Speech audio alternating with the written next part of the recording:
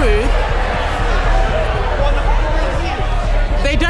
They might not like to hear it, but they are going to hear it, Mr. Speaker, whether they like it or not. Is it not the truth that he is prioritizing his job security over our national security? This was one of the most explosive Prime Minister's questions in recent memory inside the UK Parliament. Keir Starmer was confronted over his handling of the Iran conflict, Britain's military response, RAF deployment, defence spending, North Sea energy policy, and the future of the US-UK special relationship. Accusations flew across the Commons: weakness, misplaced priorities, national security risks, and claims that the UK is relying on the United States while failing to act independently. With British bases reportedly targeted, F-35S deployed, HMS Dragon still in port, and growing concerns about oil prices, energy security, and military readiness, the question became unavoidable. Is the government protecting British interests, or playing politics during a geopolitical crisis? Stay with me, because what was said in the final exchange completely shifted the tone of this debate, and it reveals far more than the headlines are telling you. If you care about national security, defence funding, and Britain's global position, watch this until the end. And if you believe information like this matters, share this video, hit like, and subscribe, because there are people who would rather these debates weren't amplified. Mr. Speaker, can I pay tribute to our brave servicemen and women in the Middle East during this very difficult period? Yeah. Our bases in Cyprus and Bahrain have now been attacked. The US has taken offensive action to destroy missile launch sites to defend British territory. Yeah. Why will the Prime Minister not allow the RAF to do the same? Prime Minister. Mr. Speaker, can I make clear this is obviously an extremely serious situation, and I know the whole country is worried about the potential for escalation. They're worried about the impact on their lives, particularly when they see what's happening with energy. The family and friends of those who are caught in the region will be worried sick about them. And of course, we've got civilians and military personnel at risk in the region. We need to act, therefore, with clarity, with purpose, and with a cool head. The protection of UK nationals is our number one priority. And we're taking action to reduce the threat, with planes in the sky in the region, intercepting incoming strikes, deploying more capability to Cyprus, and allowing US planes to use UK bases to take out Iran's capability to strike. What I was not prepared to do on Saturday was for the UK to join a war unless I was satisfied there was a lawful basis and a viable, thought-through plan. That remains my position. That wasn't the question I asked him. Nobody wants to see an escalation. The fact is, Mr. Speaker, our bases, in case they don't realize, our bases have already been attacked. Iran is trying to kill our servicemen and women. He is catching arrows rather than stopping the archer. That's what we're talking about. Why is he asking our allies to do what we should be doing ourselves? We are, I would say to Labour MPs, we are in this war whether they like it or not. What is the Prime Minister waiting for? Prime Minister. Mr. Speaker, let me give a little more detail, because for a number of weeks now, we've been pre-deploying our capabilities to the region. In doing so, we've been liaising very closely with the United States, as the House would have expected. Therefore, radar systems were pre-deployed, ground-based air defence was pre-deployed, counter-drone systems were pre-deployed, and F-35 jets were pre-deployed. Mr. Speaker, that is why, since Saturday morning, multiple F-35s and Typhoons have been in operation not just in the Middle East, but across Cyprus. Further missions were flown overnight, Typhoons defending in particular Qatar, and F-35s defending other regional parties. We're resupplying our air defence missiles today. Wildcat helicopters with anti-drone capabilities will be in Cyprus this week, and HMS Dragon will be deployed to the Mediterranean. And of course, in agreement with the US, They're using our bases to conduct the operations to strike Iranian missiles and launchers. Mr. Speaker, that is the action that we are taking. That is the agreement that we've reached with the United States to protect our nationals. Mr. Speaker, the Prime Minister has read out a long list. It is not enough. He says that we are pre-deploying. The one ship which we are sending, HMS Dragon, is still in Portsmouth. The fact is the Type 45s cannot take out incoming missiles. This is not enough. He's read out a long list. The people who understand know it is not enough. He should be doing more. Yesterday, the Chancellor could have given more money to defence. Instead, I don't know why they're laughing. I don't know why that's funny. Yes, not funny. Yesterday, the Chancellor could have given more money to defence. Instead, she gave more money for welfare. Their priorities are all wrong, Mr. Speaker. Their priorities are all wrong. They can chanter as much as they like. The fact of the matter is that the war in Iran is happening now. Order. Mr. Bailey, I don't like that. I don't think it becomes you either. An officer and a gentleman, I expect more. Come to bed, Dominic. The fact of the matter, Mr. Speaker, is that the war... I can lip read as well. So please, let's learn something. If not, you'll learn the way out. Come to bed. Mr. Speaker, the country is not going to be distracted by Labour MPs moaning.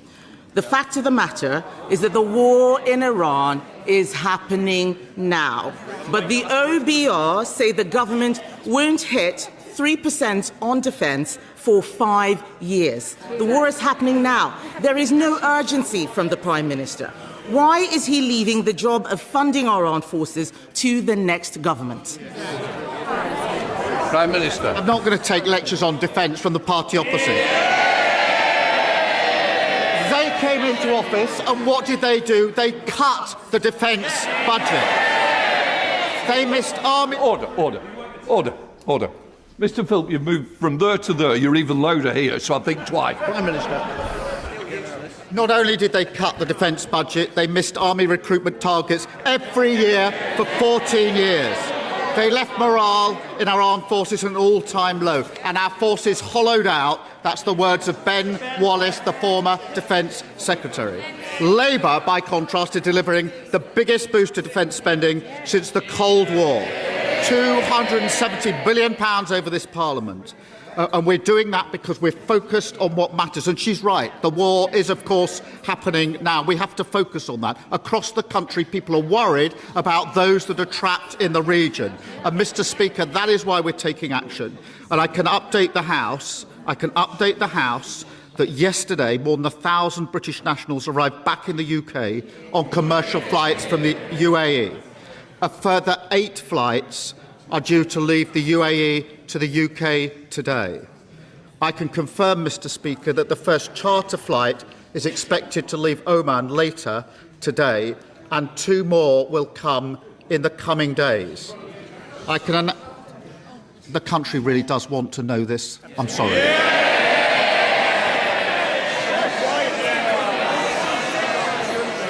Family and friends are worried sick about people who are caught out. I will not be put on. I can announce, Mr. Speaker, we will lay on additional charter flights in coming days. British Airways are now laying on an extra flight from Oman, and the Foreign Secretary will have further discussions today. And can I urge all those in the House who have constituents who are caught in this to make sure that they do register their presence so we can do whatever we can to help them get home safely.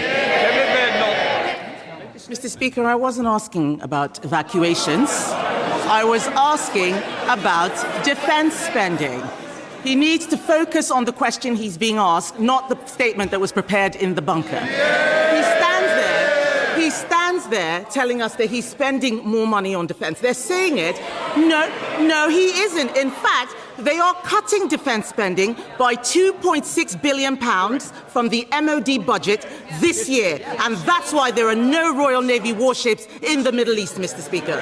In June last year, In June last year, he should ask his defence secretary for the numbers, because that is what's happening. In June last year, Mr. Speaker, the government promised that its plan for funding our armed forces would be ready by autumn. In autumn, they promised it would be ready by the end of 2025. It is March 2026 and still nothing. So can the Prime Minister tell the House when his defence investment plan will finally be published? Prime Minister. Well, I'm sorry she's not interested in how people caught in the region are going to get home. I think for the vast majority of people watching this PMQs, that'll be the single most important thing on their mind. They cut defence spending, we're increasing defence spending. And we're doing that, Mr. Speaker, because we've stabilised the economy. Yesterday, the Chancellor announced inflation was down, interest rates down, borrowing down, debt down, investment, living standards growth up. Now, I know the Leader of the Opposition doesn't understand that. The Shadow Chancellor clearly doesn't understand that. Although I do have to thank him that in what's been a very difficult week, he provided some excellent unintended stand-up comedy in his response to the Chancellor yesterday. Mr. Speaker, he doesn't want to talk about the defence investment plan because he doesn't know. He doesn't know what is going on any policy, so he reads statements that are pre-prepared irrespective of the question, and the whole country can see it. The truth is that because they spent money on welfare, there is no defence investment plan. Because there is no defence investment plan, they are not ordering enough missiles. The fact is that this crisis goes beyond defence spending. They can chant as much as they like. They are pathetic. Spending money on welfare. But Mr. Speaker, they're not just pathetic, they are also weak. This crisis goes beyond defence spending. It is also about the cost of living. This war is interrupting the supply of oil and gas. That is driving up the cost of petrol and making it more expensive to heat our homes. Yet he is stopping drilling in the North Sea while importing the same oil and gas from Norway. Does he think that at a time of geopolitical crisis, it makes sense to kill our oil and gas industry and give up that ready supply of energy? Well, the question of the energy supply right now is a serious question, and we are doing all we can with allies to make sure that that is preserved. And it's vital that we keep trade flowing through the Straits of Hormuz, Mr. Speaker. The Energy Secretary met the International Energy Agency yesterday, and the Chancellor is meeting oil and gas companies today. We're keeping in close contact with our allies and key industry players. Again, I think the country wants to know what we're doing now in relation to what's happening in coming days. Mr. Speaker, oil and gas will be part of our energy mix for many years to come. But if Ukraine and the last few days have taught us anything, it is that all the time we're on the international market, we are vulnerable to these changes. That is why renewable energy, where we have our independence and security, would take us off those markets and give us the security that we need. Speaker, the Prime Minister again does not understand the energy transition. You do not need to stop drilling in oil and gas to get renewables. This is basic stuff. He doesn't understand his policy. He's got a sea of orcs and goons who have no idea how anything is working at all. Mr. Speaker. They can complain all they like, Mr. Speaker. The fact is, they are letting down the people out. Order.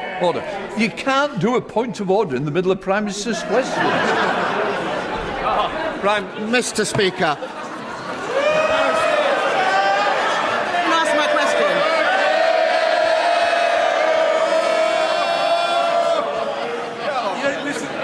You don't listen to the questions anyway. Mr. Speaker. The situation in Iran shows this Prime Minister has the wrong priorities. When it comes to defence, it's someone else's job. When it comes to welfare, they find the money. When our bases are attacked, they call the lawyers. when our energy security is under threat, they stop drilling in the North Sea. Mr. Speaker, the truth is, or in fact, Mr. Speaker, after last week's by-election, isn't the truth that he is, isn't the truth, they might not like to hear it, but they are going to hear it, Mr. Speaker, whether they like it or not. Is it not the truth that he is prioritising his job security over our national security? Mr. Speaker, I spent the week protecting British lives and our national interest. And Mr. Speaker, moments like this define a leader of the opposition. They can either step up, act in the national interest and show that they're fit to be Prime Minister, or they can expose their utter irrelevance. She has chosen the second. If this video opened your eyes to what's really happening in London, make sure to like, share and subscribe to keep these truths alive. Don't let this get silenced. Spread it now.